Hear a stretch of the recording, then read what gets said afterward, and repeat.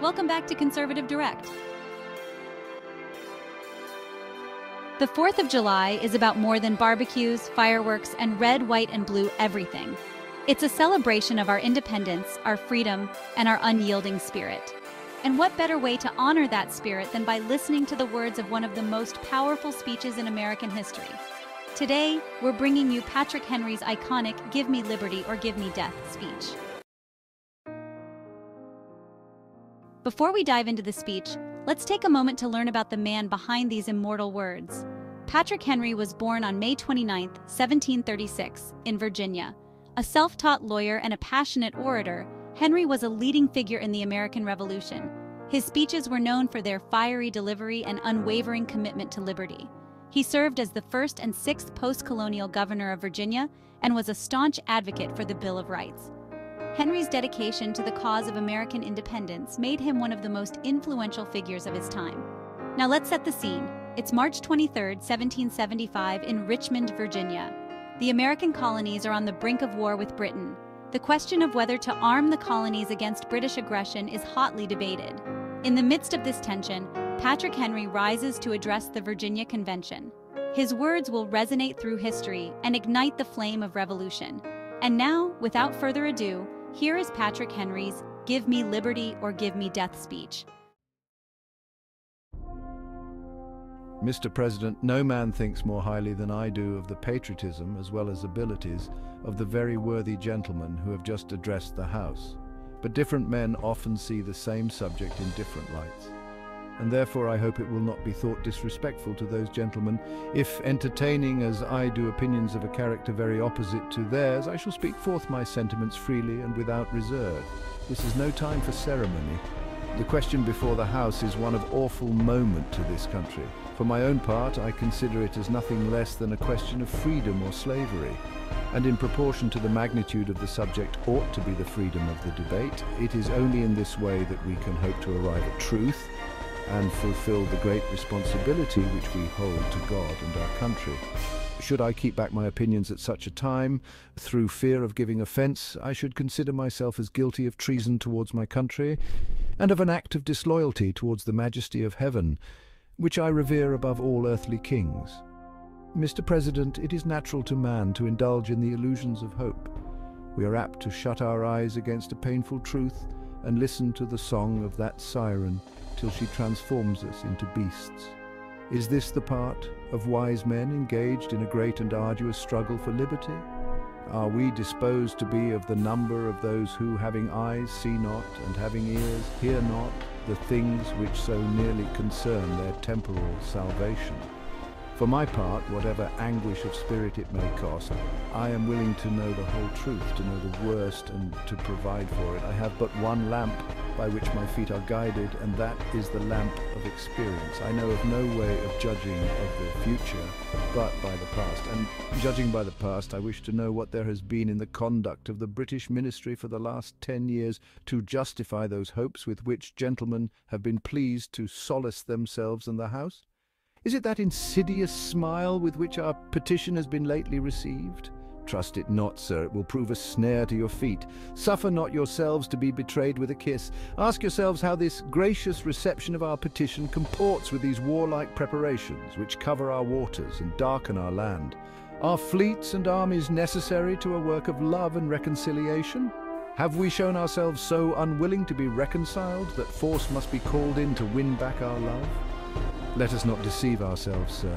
These are the implements of war and subjugation, the last arguments to which kings resort. I ask gentlemen, sir, what means this martial array, if its purpose be not to force us to submission? Can gentlemen assign any other possible motive for it? Has Great Britain any enemy in this quarter of the world to call for all this accumulation of navies and armies? No, sir, she has none. They are meant for us. They can be meant for no other. They are sent over to bind and rivet upon us those chains which the British ministry have been so long forging. And what have we to oppose to them? Shall we try argument? Sir, we have been trying that for the last 10 years. Have we anything new to offer upon the subject? Nothing. We have held the subject up in every light of which it is capable, but it has been all in vain. Shall we resort to entreaty and humble supplication? What terms shall we find which have not been already exhausted? Let us not, I beseech you, sir, deceive ourselves longer. Sir, we have done everything that could be done to avert the storm which is now coming on.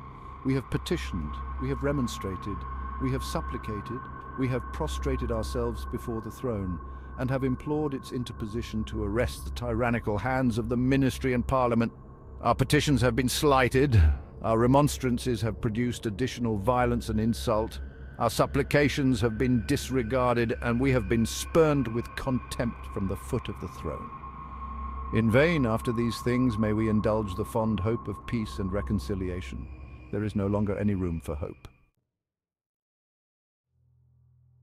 If we wish to be free, if we mean to preserve inviolate those inestimable privileges for which we have been so long contending, if we mean not basely to abandon the noble struggle in which we have been so long engaged, and which we have pledged ourselves never to abandon until the glorious object of our contest shall be obtained, we must fight. I repeat it, sir, we must fight. An appeal to arms and to the God of hosts is all that is left us. They tell us, sir, that we are weak, unable to cope with so formidable an adversary. But when shall we be stronger? Will it be the next week or the next year? Will it be when we are totally disarmed and when a British guard shall be stationed in every house? Shall we gather strength by irresolution and inaction? Shall we acquire the means of effectual resistance by lying supinely on our backs and hugging the delusive phantom of hope until our enemies shall have bound us hand and foot? Sir, we are not weak if we make a proper use of those means which the God of nature hath placed in our power. 3 millions of people armed in the holy cause of liberty, and in such a country as that which we possess, are invincible by any force which our enemy can send against us. Besides, sir, we shall not fight our battles alone. There is a just God who presides over the destinies of nations, and who will raise up friends to fight our battles for us. The battle, sir, is not to the strong alone, it is to the vigilant, the active, the brave. Besides, sir, we have no election. If we were base enough to desire it, it is now too late to retire from the contest. There is no retreat, but in submission and slavery. Our chains are forged, their clanking may be heard on the plains of Boston. The war is inevitable, and let it come. I repeat it, sir, let it come. It is in vain, sir, to extenuate the matter. Gentlemen may cry peace, peace, but there is no peace. The war is actually begun. The next gale that sweeps from the north will bring to our ears the clash of resounding arms. Our brethren are already in the field. Why stand we here idle? What is it that gentlemen wish? What would they have? Is life so dear or peace so sweet as to be purchased at the price of chains and slavery? Forbid it, Almighty God. I know not what course others may take, but as for me, give me liberty or give me death. And there you have it, folks. Patrick Henry's powerful words that helped ignite the American Revolution. As we celebrate this 4th of July, let's remember the true meaning behind our independence and the sacrifices made for our freedom. If you enjoyed this video, make sure to hit that like button, subscribe to Conservative Direct, and ring the bell so you never miss our unapologetically conservative content. Leave a comment below on how you plan to celebrate this 4th of July.